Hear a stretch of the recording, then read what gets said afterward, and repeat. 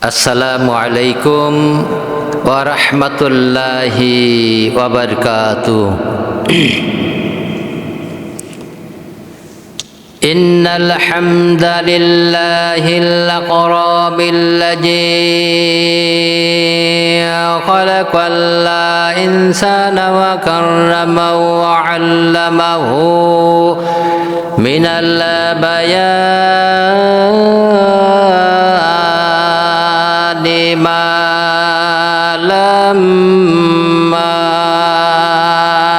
يعلم فسبحان الذي لا يحصى امتنانه باللسان ولا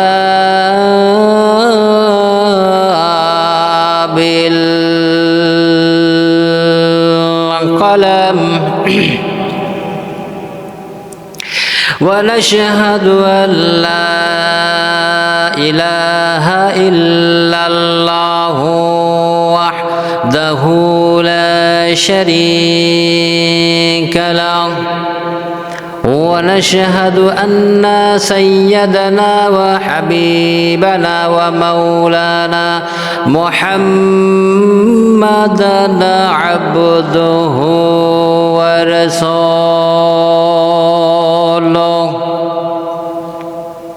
الذي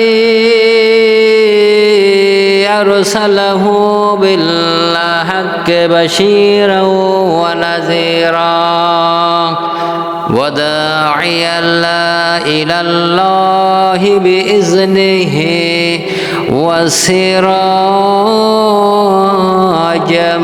منيرا.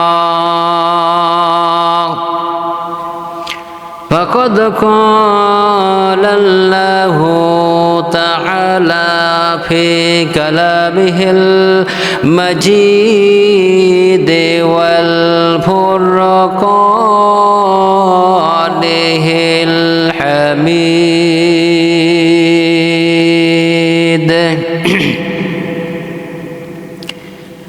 أعوذ بالله من الشيطان الرجيم.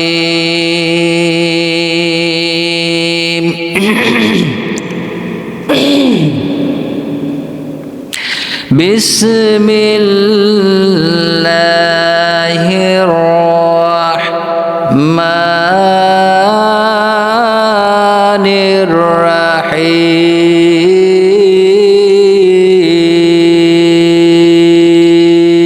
الرحيم.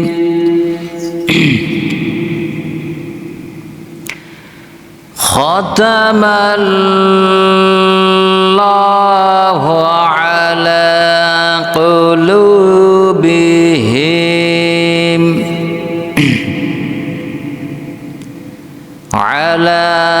قلوبهم وعلى سمعهم وعلى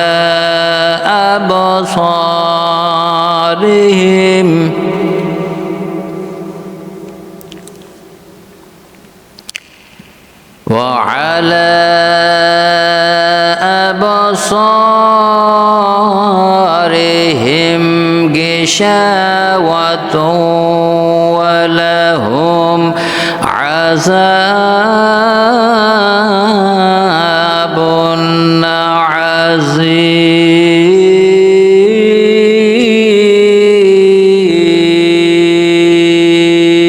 عظيم.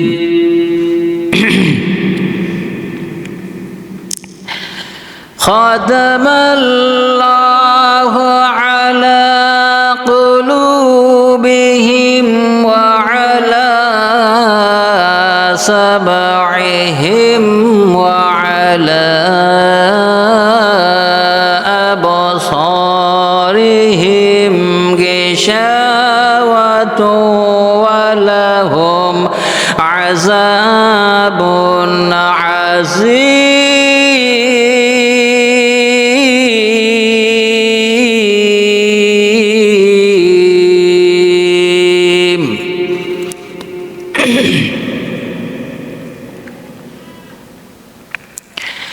ومن الناس من يقول آمنا بالله وباليوم الآخر وما هم بمؤمنين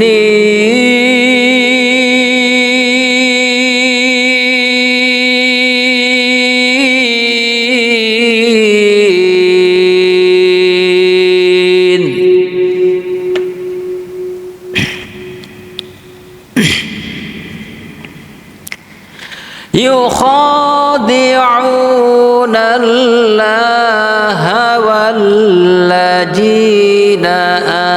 آمنوا وما يخدعون إلا أنفسهم وما يشعرون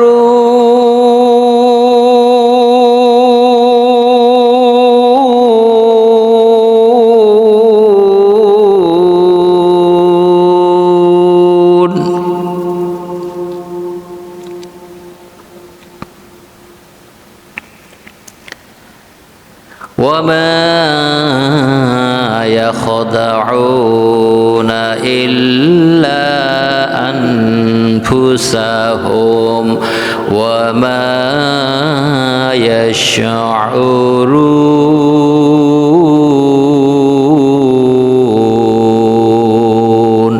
صدق الله العظيم وقال تعالى في حبيب الشان إن الله وملائكته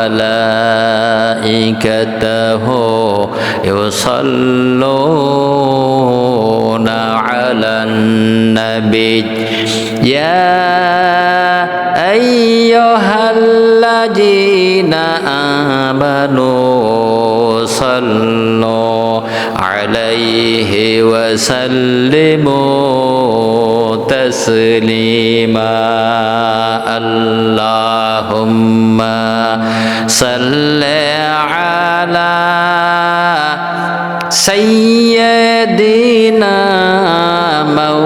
مولانا محمد وعلى آل سيدنا আমার বন্ধুগণ আল্লাহ রাব্বুল আলামিন কুরআনুল কারীমের ভিতরে বলেছেন قل إن كنتم تحبون الله فاتبعوني يحببكم الله ويغفر لكم ذنوبكم الله غفور رحيم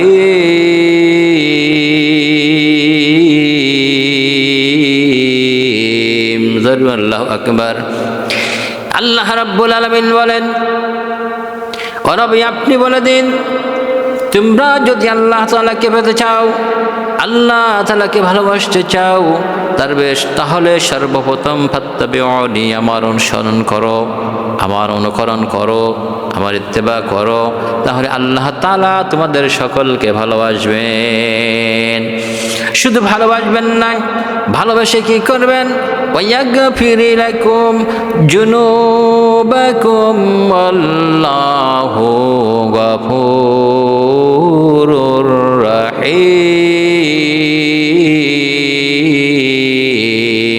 আল্লাহু আকবার আল্লাহ তাআলা বললেন ও নবী আপনি বলে দিন তোমরা যদি আল্লাহকে পেতে চাও তাহলে আল্লাহকে ভালোবাসতে চাও তাহলে সর্বপ্রথম আমার অনুসরণ করো আমাকে ভালোবাসো তাহলে আল্লাহ তাআলা তোমাদেরকে ভালোবাসবেন ভালোবেসে তোমাদের জিন্দেগীর যত গুনাহ খাতা হয়েছে সবগুলো আল্লাহ তাআলা মাফ করে দিবেন জোরে গান সুবহানাল্লাহ আমার ভাইরা আমার বন্ধুগণ আজকের তাফসীরুল কোরআন মাহফিল আসছেন আপনারা আমি বলতে চাই, আগে আল্লাহ রাব্বুল আলামিনকে ভালোবাসতে গেলে নবী করিম সাল্লাল্লাহু আলাইহি সাল্লাম আদর্শগুলো আগে মানতে হবে, সে ভালোবাসতে হবে। আমার ভাইরা, এদিকে যদি আমি আল্লাহ তাআলাকে ভালোবাসি, নবীর আদর্শগুলোকে যদি আমি বাদ দিয়ে চলি, নবী করিম সাল্লাল্লাহু আলাইহি সাল্লাম যে হুকুম দিয়েছেন এইগুলো যদি বাদ দিয়ে চলি, তাহলে আল্লাহ তাআলাকে পাওয়া যাবে না। আবার আমি যদি আল্লাহ তাআলা যে বিধান দিয়েছেন সেই বিধানগুলোকে বাদ দিয়ে খালি নবী করিম সাল্লাল্লাহু আলাইহি সাল্লাম যে আদর্শ দিয়েছেন এইটা দিয়ে যদি আমি পড়ে থাকি, তাহলে কিন্তু এখানে আল্লাহ তাআলাকে পাওয়া যাবে না। এই জন্য এটা পুরোপুরিভাবে একে অপরের সঙ্গে লাগিয়ে দিয়েছেন। নবী করিম সাল্লাল্লাহু আলাইহি সাল্লামকে ভালোবাসতে হবে, ঠিক যতভাবে আল্লাহ তাআলাকে ভালোবাসতে হবে ততটুকুভাবে আল্লাহর নবী জনাব মুহাম্মদুর রাসূলুল্লাহ সাল্লাল্লাহু আলাইহি সাল্লাম হাদিসের মধ্যে বলেছেন, قال النبي صلى الله عليه وسلم حتى أكون أحب إليه من والده وولده والناس أجمعين। আল্লাহর নবী বলেছেন, ততক্ষণ পর্যন্ত তোমরা পূর্ণাঙ্গ মুসলমান হইতে পারবে না, পুরোপুরি মুসলমান হইতে পারবে না, পূর্ণাঙ্গ মুসলমান হইতে পারবে না, যতক্ষণ পর্যন্ত সব চাইতে তোমাদের প্রিয় জিনিস, তোমার জীবন, তোমার সন্তান সন্ততি, স্ত্রী, ধন সম্পদ, এইগুলোর চাইতে অধিক পরিমাণ যখন আল্লাহ তাআলা নবী করিম সাল্লাল্লাহু আলাইহি সাল্লামকে যতক্ষণ ভালোবাসবে, ততক্ষণ পর্যন্ত কিন্তু তোমরা পূর্ণাঙ্গ মুমিন মুসলমান হইতে পারবে না। তাহলে বোঝা গেল কথাটা।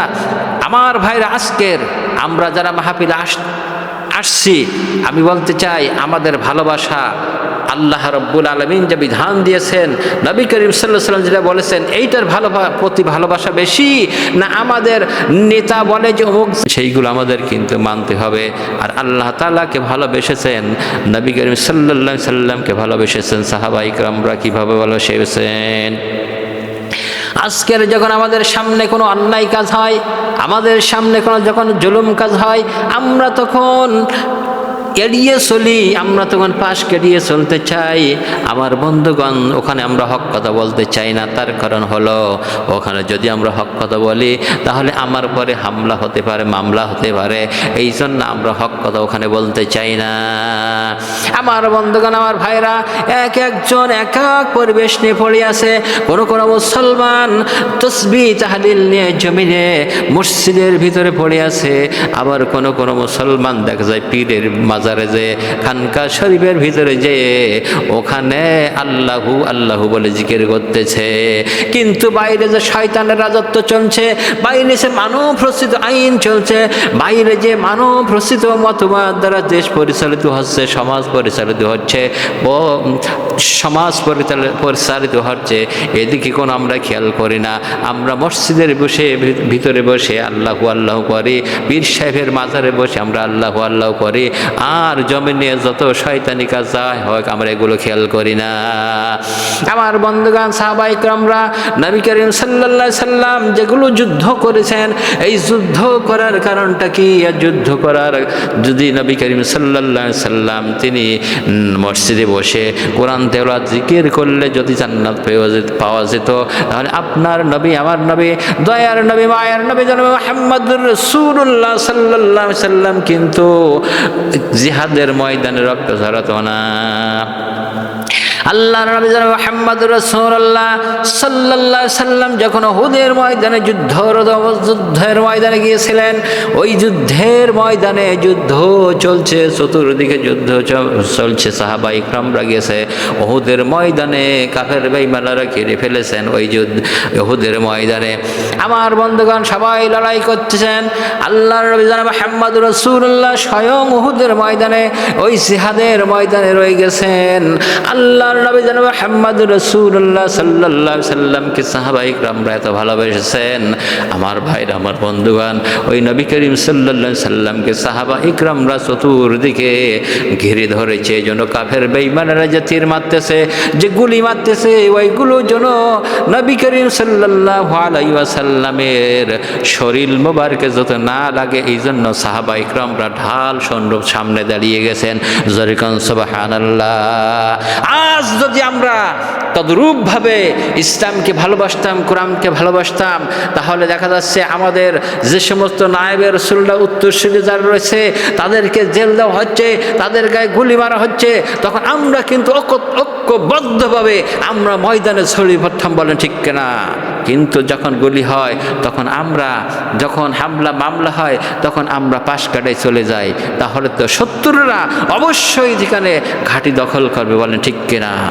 আজকের বন্ধুগণ তাফসীরুল কোরআন মাহফিল শুনতে আসছেন, আমরা অনেকে তাফসীর মাহফিল শুনতে যাই, কোন বক্তা একটুখানি নাচ গান করতে পারে ভালোবেসি, কোন বক্তা সুর দিতে ভালোবেসি, কোন বক্তা কিচ্ছা কাহিনী বলতে পারে বেশি, আমরা এইটা শোনার জন্য পাগল হয়ে যাই।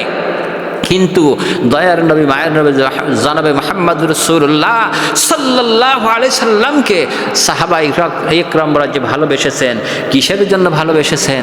দ্বীনের জন্য ভালোবেসেছেন, ইসলামের জন্য ভালোবেসেছেন, আল্লাহর জন্য ভালোবেসেছেন, কোরআনের জন্য ভালোবেসেছেন। ওই ইসলাম আজও আপনার কাছে আছে, ওই কোরআন আজও আপনার কাছে আছে, আমার কাছে আছে, সকলের কাছে কোরআন রয়েছে। কিন্তু সেই মহাব্বত, সেই ভালোবাসা যদি থাকতো, আজকের বাংলাদেশ ইসলামী রাষ্ট্রে পরিণত হয়ে যেতে, বলেন ঠিক কিনা? আমার বন্ধুগণ, আমার ভাইরা, আল্লাহর নবী জনাব মুহাম্মদ রাসূলুল্লাহ সাল্লাল্লাহু আলাইহি সাল্লামকে যখন ঘিরে ধরেছেন সাহাবারা, ইয়া রাসূলুল্লাহ, ইয়া হাবিবাল্লাহ, আপনি মাথা ওঠাবেন না? নবী করিম সাল্লাল্লাহু আলাইহি সাল্লাম মাথা উঠাইয়া উম্মতের অবস্থা দেখার জন্য বারবার মাথা ওঠাচ্ছিলেন। আমার ভাইরা, আমার বন্ধুগণ, এমন সময় সাহাবীরা বলছেন, ইয়া রাসূলুল্লাহ, আপনি এমনভাবে মাথা উঠাইবেন না, যদি আপনি বারবার মাথা উঠান তাহলে হঠাৎ হয়তো কাফেরদের তীরের আঘাত আপনার শরীরে লাগতে পারে। ইয়া রাসূলুল্লাহ, ইয়া হাবিবাল্লাহ, আপনি বসে থাকেন, যে আমরা যদি তীর আসে আমরা বুক পেতে নেব, আপনার শরীর বাবা হেফাজত করার জন্য আমরা চতুর্দিকে দাঁড়িয়েছি। জরিকান সুবহানাল্লাহ। আমার বন্ধুগণ, দয়ার নবী মায়ের নবী জনাবে মুহাম্মদ রাসূলুল্লাহ সাল্লাল্লাহু আলাইহি সাল্লাম উম্মতের অবস্থা দেখার জন্য যখন বারবার মাথা উঠাচ্ছিলেন যে আমার উম্মতের কি অবস্থা, এই অবস্থা দেখার জন্য যখন বারবার মাথা উঠাচ্ছিলেন, আমার ভাইরা, আমার বন্ধুগণ, এমন অবস্থায় কাফেরদের একটা তীরের আঘাত নবীদের মস্তিষ্কে এসে লেগে গেছেন। সঙ্গে সঙ্গে ফিনকি দিয়ে রক্ত বাহির হয়ে গেল। সাহাবায়ে কিরাম রিদওয়ানুল্লাহি মিনাল্লাহি তাআলা আলাইহিম আজমাইন তীরটা বের করে ফেললেন, রক্ত ঝরে পড়তেছেন। আমার বন্ধুগণ, হযরত আলী রাদিয়াল্লাহু তাআলা আনহু কি করলেন? পানি দ্বারা ধুইতে লাগলেন, রক্তগুলো মোছার জন্য চেষ্টা করছেন। কোন সাহাবী রুমাল ছিঁড়ে, কাপড় ছিঁড়ে ওইটা রক্তটা বন্ধ করার জন্য চেষ্টা করছেন, কিন্তু না না না, বন্ধ হয় না। আমার বন্ধুগণ, হযরত ফাতিমা রাদিয়াল্লাহু তাআলা আনহা কি করলেন? দৌড়াই বাড়িতে গেলেন। বাড়িতে যে আমরা খেজুরের পাতা দিয়ে যে চাটাই বুনি, ওই চাটাই পোড়াইয়া ছাই তৈরি করে এনে রাসূল করিম সাল্লাল্লাহু আলাইহি সাল্লামের ক্ষত স্থানে লাগাই দিলেন। সঙ্গে সঙ্গে রক্ত বন্ধ হয়ে গেছে। যুদ্ধের শেষে দেখা গেছে যত তীর সাহাবায়ে কিরামদের পিঠের মধ্যে ঢুকেছেন, একা তালহার পিঠে 80টা তীর প্রবেশ করেছে। আমার ভাইরা, আমার বন্ধুগণ, এইরকম অবস্থা যদি হতো, আমার বন্ধুগণ, যেখানে গুলি হচ্ছে সাহাবায়ে কিরামদের পিঠে তীর ঢুকেছে, নবীজি করিম সাল্লাল্লাহু আলাইহি ওয়াসাল্লামের মাথা মস্তকে মুবারকে তীর ঢুকেছে, সাহাবায়ে কিরামরা তো পালায়া চলে যেতে পারতো, যে না না, আমার শরীর মুবারক আগে বাঁচানোর দরকার, আমার সেভ করা দরকার, তারা তো চলে যেতে পারতো না। না, রাসূলকে ভালোবেসেছে, যেভাবে ইসলামকে ভালোবেসেছে, কোরআনকে ভালোবেসেছে, আল্লাহকে ভালোবেসেছে। আল্লাহকে ভালোবাসলে, কোরআনকে ভালোবাসলে, রাসূলকে ভালোবাসলে তখন আর জীবনের মায়া থাকে না। আমার বন্ধুগণ, তখন ইসলামের মায়া এসে যায়, আল্লাহর মায়া এসে যায়, রাসূল করিম সাল্লাল্লাহু আলাইহি ওয়াসাল্লামের মায়া এসে যায়। এই জন্য সাহাবায়ে কিরামরা জিহাদের ময়দান ছেড়ে দেন নাই। আমার ভাই, আমার বন্ধুগণ, মদিনায় যখন ছড়িয়ে গেল, রাসূল করিম সাল্লাল্লাহু আলাইহি সাল্লামের গায়ে তীরের আঘাত লেগেছে, নবী করিম সাল্লাল্লাহু আলাইহি সাল্লাম দুনিয়া থেকে বিদায় নিয়ে চলে গেছে। একজন এই ঘোষণা যখন চতুর্দিকে ছড়িয়ে গেল, একজন মহিলা মদিনা থেকে দৌড়ায়, উহুদের ময়দানের দিকে দৌড়ায়, রাসূল করিম সাল্লাল্লাহু আলাইহি সাল্লামের অবস্থা দেখার জন্য যখন দৌড়ায়, আমার ভাইরা, প্রতিমধ্যে একজন সাহাবীর সঙ্গে ওই মহিলার দেখা হয়ে গেল। সাহাবীটাকে বলল, গো মহিলা যাও কই? বলে যাচ্ছি উহুদের ময়দানে। বলে যে কোনো লাভ নাই, তোমার যে স্বামী আজকের উহুদের ময়দান জিহাদের ময়দানে আসছিল, ওই স্বামীটা শাহাদাত বরণ করেছে, তোমাকে যে কোনো লাভ নাই, তোমাকে যে কোনো লাভ নাই। ওই মহিলা বললেন, আল্লাহর নবীর স্বামী, আমার স্বামী মরেছে এটা আমি শুনতে চাই না, বরং তাড়াতাড়ি করে বলো আল্লাহর নবী জানবে মুহাম্মদ রাসূলুল্লাহ সাল্লাল্লাহু আলাইহি সাল্লাম কেমন আছেন। আমার ভাইরা, আমার বন্ধুগণ, ওই মহিলা আবার দৌড়ালো। দৌড়াতে দৌড়াতে প্রতিমধ্যে আর একজন সাহাবীর সঙ্গে দেখা হয়ে গেল। ওই সাহাবী বলল, মহিলা যাও কই? ওই মহিলা বললেন, যাচ্ছি উহুদের ময়দানে। বলে যে কোনো লাভ নাই, যে কোনো লাভ নাই, তোমার তে দুটা কলিজার টুকরা সন্তান আসছিল, ওই সন্তান দুইটাই দেখলাম জিহাদের ময়দানে শাহাদাত বরণ করেছে। ওই মহিলা হাউমাউ করে কাঁদে বললেন, ও আল্লাহর নবী সাহাবী, আমার কোন সন্তান মারা গেছে, শহীদ হয়ে গেছে, আমি শুনতে চাই না। তুমি কি রসুলের খবর জানা নাকি? রসুল করিম সাল্লাল্লাহু আলাইহি সাল্লাম কি অবস্থায় আছে আমাকে শোনাও। আমার ভাইরা, আমার বন্ধুগণ, ওই মহিলা আবার অগ্রসর হলো। দৌড়াতে দৌড়াতে উহুদের ময়দানে চলে আসলেন। আসার পরে দেখলো সাহাবায়ে কিরাম কর্তৃক পরিবেষ্টিত সবাই ঘিরে রেখেছেন নবী করিম সাল্লাল্লাহু আলাইহি সাল্লামকে। ওই মহিলা যখন এসে দেখলো নবী করিম সাল্লাল্লাহু আলাইহি সাল্লাম বসে আছেন, দেখার পরে ওই মহিলা হাউমাউ করে কেঁদে বললেন, ও আল্লাহর নবী, আমার স্বামী জিহাদের ময়দানে আসছিল, স্বামী শাহাদাত বরণ করেছে, আমার কলিজার টুকরা দুইটা সন্তান জিহাদের ময়দানে আসছিল, ওই সন্তান দুইটাও শাহাদাত বরণ করেছে।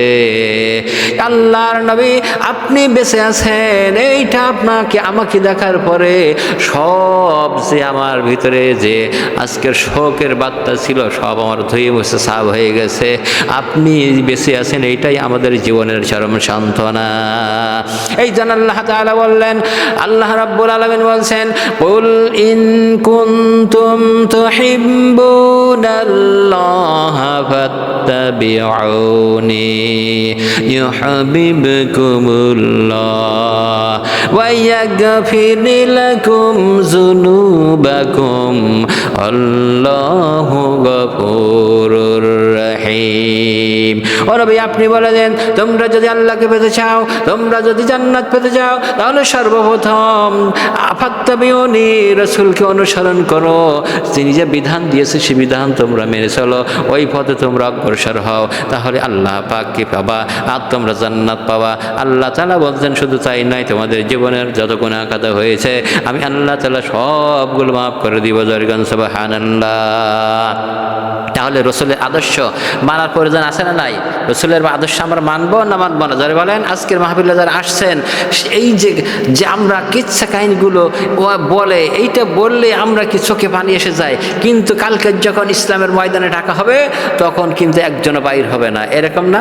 তাহলে আজকের দেখা যাচ্ছে যে মাহফিল শুনে, তাফসীরুল কোরআন মাহফিল শুনে আমাদের কিছু তো আমল করতে হবে। সে আমলটা কি? আল্লাহ রাব্বুল আলামিনের কাছে আল্লাহ তাআলা বলছেন, ইন্নাদ-দীনা ইনদাল্লাহিল ইসলাম। আল্লাহ তাআলার কাছে সবচাইতে মনোনীয় দিন, জীবন ব্যবস্থা হলো ইসলাম। এই ইসলামের ব্যাপারে যে ব্যক্তি সাহায্য করবে, আল্লাহ রাব্বুল আলামিন এই ইসলামের ভিতরে ইসলামের ভিতরে পরিপূর্ণভাবে আমরা যখন দাখিল হয়ে যাব, আল্লাহ রাব্বুল আলামিন বলছেন, ওয়া'তাসিমু হাবলিল্লাহি জামিআ ওয়ালা তাফাররাকু। তোমরা ইসলামের ভিতরে আল্লাহ তাআলা যে রশি দিয়েছেন, ইসলাম দিয়েছেন, ইসলাম নামক রশিটা তোমরা কি করো? ঐক্যবদ্ধভাবে এইটা কি করো? তোমরা আঁকড়াই ধরো, আর এইটা ছেড়ে দিয়ে যেন তোমরা বিচ্ছিন্ন হয়ে যাও না, বিভিন্ন দল বিভক্ত হয়ে যায় না, তোমরা বিভিন্ন মত পোষণ করো না। তোমরা আল্লাহ রাব্বুল আলামিন যেমন এক, রাসূল করিম সাল্লাল্লাহু আলাইহি সাল্লাম যেমন এক, কুরআনুল কারীম যেমন এক, তোমরা একটা রশি। এই রশিটাকে তোমরা দুনিয়ার মানুষ সবাই মিলে আঁকড়াই ধরো, এইটা যদি ছাড়তে পারো। আর আল্লাহ কি বলছেন? ওয়া'তাসিমু বিহাবলিল্লাহি জামিআ ওয়ালা তাফাররাকু। আর তোমরা যেন এই দিন ইসলাম নামের রশিটা ছেড়ে দিয়ে তোমরা বিচ্ছিন্ন হয়ে যেও না। ঐক্যবদ্ধ ছিলে, এই ঐক্যবদ্ধটা তোমরা যেন ভেঙে চুরে যেন তোমরা বিভিন্ন দলে পরিণত হয়েও না। আজকের দেখেন বাংলাদেশের ভিতরে যত জনগণ, যত মানুষ, তত মত, তত পথ আছে না নাই, তত তার দল আছে না নাই।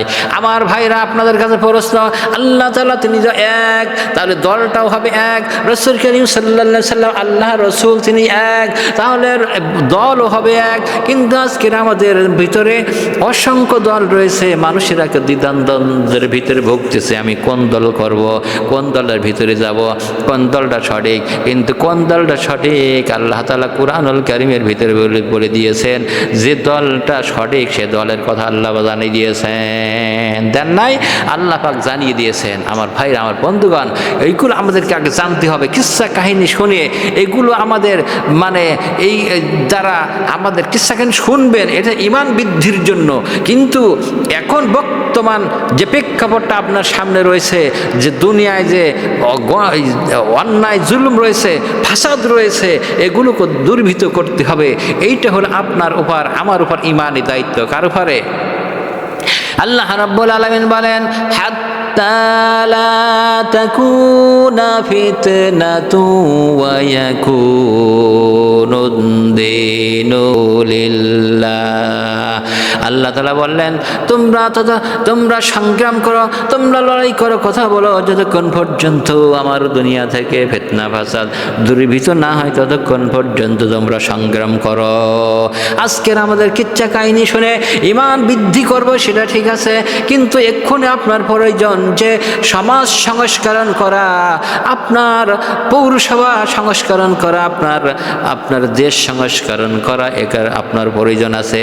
যেহেতু দেশ থেকে এখন অন্যায় জুলুম দূর হয় নাই, সমাজ থেকে অন্যায় জুলুম দূর হয় নাই, এই জন্য আজকের অন্যায় জুলুম দূর করার জন্য ঈমানি দায়িত্ব হলো আপনার আমার ঈমানি দায়িত্ব, যে জমিন থেকে অন্যায় ফাসাদ জুলুম এগুলো দূর করা।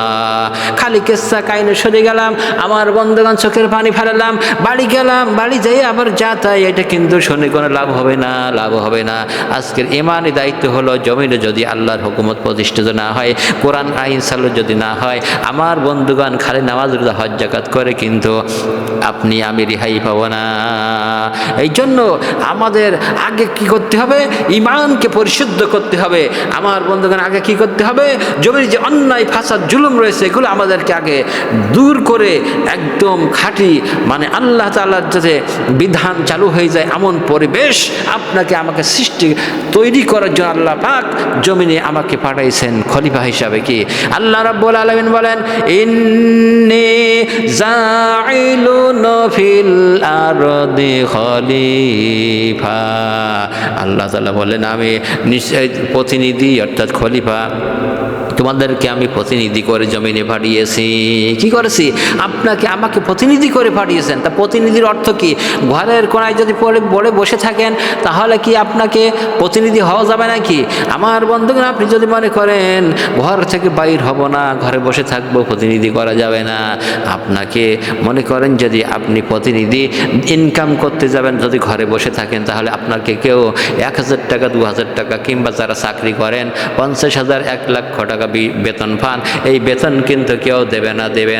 এই জন্য আপনাকে চাকরির ক্ষেত্রে যাওয়া লাগবে, কর্মস্থলে যাওয়া লাগবে, আপনি যে দিনমজুরে যাওয়া লাগবে, আপনি যে চাকরিজীবী আপনার কর্মস্থলে যাওয়া লাগবে, তাহলে আপনি পারিশ্রমিক পাবেন। আমার বন্ধুগণ, আল্লাহ তাআলা আপনাকে আমাকে খলিফা হিসেবে পাঠিয়েছেন।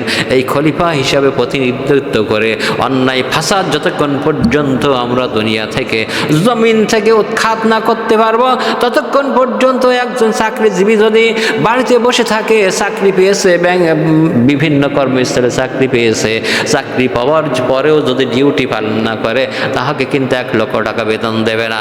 আপনাকে খলিফার দায়িত্ব দেওয়া হয়েছে, আর আপনি খলিফার দায়িত্ব নেওয়ার পরে যখন আপনি ঘরে বসে থাকবেন, কোনো কথা বলবেন না, আল্লাহ তাআলা কিন্তু এর দ্বারা আপনাকে ফায়দা দিবে না। দিবে নাকি? বলেন দিবেন? দেবে না। এই জন্য আপনাকে আমাকে খলিফার দায়িত্ব পালন করে এই জমিন থেকে হাত্তা লা তাকুনা ফিতনাতু ওয়া ইয়াকুনুদ দীনু লিল্লাহ। আল্লাহ তাআলা বলছেন যতক্ষণ পর্যন্ত আমার জমিন থেকে ফিতনা ফাসাদ দুর্নীতি না হবে ততক্ষণ তোমাদের কথা বলা লাগবে, ততক্ষণ পর্যন্ত তোমার সংগ্রাম করা লাগবে, ততক্ষণ পর্যন্ত তোমার যুদ্ধ করা লাগবে। আমার বন্ধুগণ, আজকে আয়াত থেকে আমরা শিক্ষা নিয়ে যাব মাহফিল থেকে যে আপনার উপরে আমার উপরে আল্লাহ তাআলা অর্ডার করেছেন। আজকের মাহফিলে যারা আসছেন, এতদিন যারা মনে করে আমরা শুনি নাই, আজকের এই কথাটা শুনলাম, আজকে যখন আপনার কানের ভিতরে গেল, আজকের থেকে কিন্তু আপনার ইমানি দায়িত্ব হয়ে গেল আল্লাহর জমিনে আল্লাহর দিন প্রতিষ্ঠিত করার জন্য সংগ্রাম করা, কথা বলা, চেষ্টা করা, সাধনা করা। এটা কিন্তু আপনার জন্য শুধু ফরজ হয়ে গেল। কি হয়ে গেল? ফরজ হয়ে গেল। এই দায়িত্ব পালন করবেন তো ইনশাল্লাহ? পালন করবেন তো? আপনি মনে করলেন আমরা জানতাম না হয়ে গেল, কিন্তু আজকের পর থেকে যখন জানলাম, জানার পর থেকে আপনি যদি বসে থাকেন তাহলে আপনাকে আল্লাহ তাআলা বোবা শয়তান বলে সার্টিফিকেট দিবেন কিয়ামতের ময়দানে। বলেন ঠিক কিনা?